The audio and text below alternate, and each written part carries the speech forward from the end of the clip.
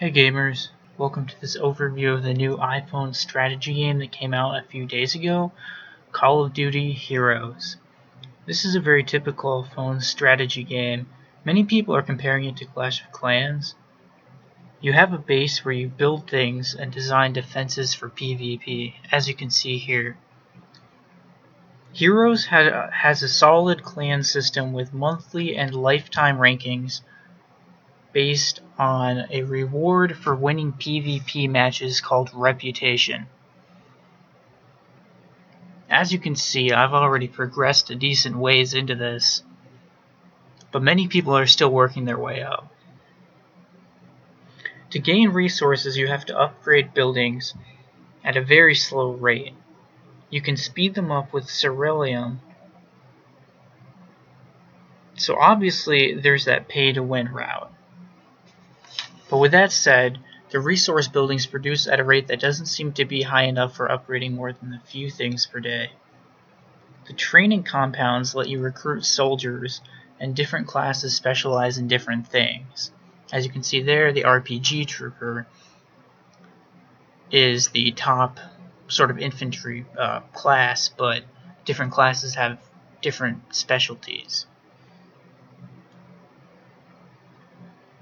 You can also train mechanized units, and many units of both types reflect enemies or store streaks in Call of Duty, so you'll recognize them when you're playing. There is also a solo campaign, and this is probably the best way to get resources when you first start out.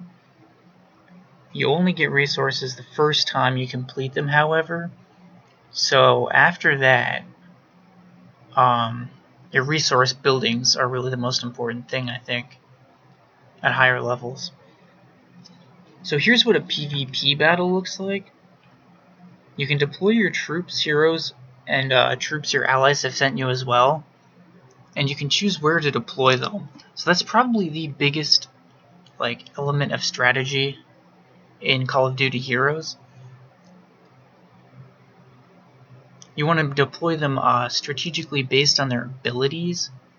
For example, those special ops troopers right there are best at breaking through the walls, so that's why I sent them in first.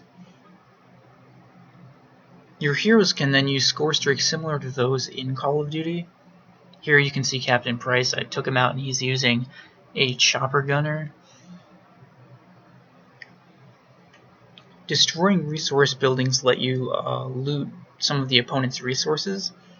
The number of stars that you get when you win are going to be based off of how many of these buildings you destroyed, and if you destroyed the headquarters building in particular, that always gets you 1 star when you destroy that building right there. You can see at the bottom middle of the screen there.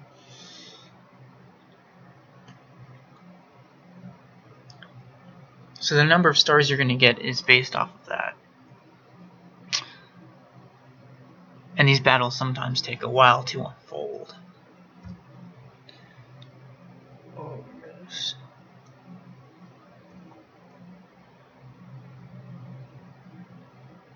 Ooh. Win.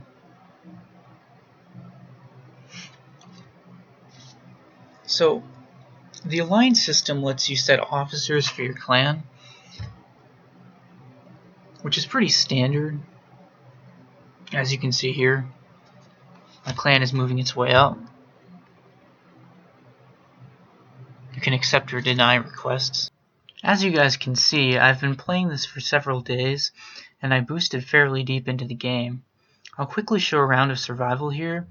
For every round you survive, you get a very small amount of resources and sometimes medals to help level up your heroes. All in all, survival mode is pretty fun, but it could use better rewards, I think. As you can see here, I didn't get very much. So there you have it. I will keep making some more videos about this, and feel free to ask questions in the comments section below. Thanks.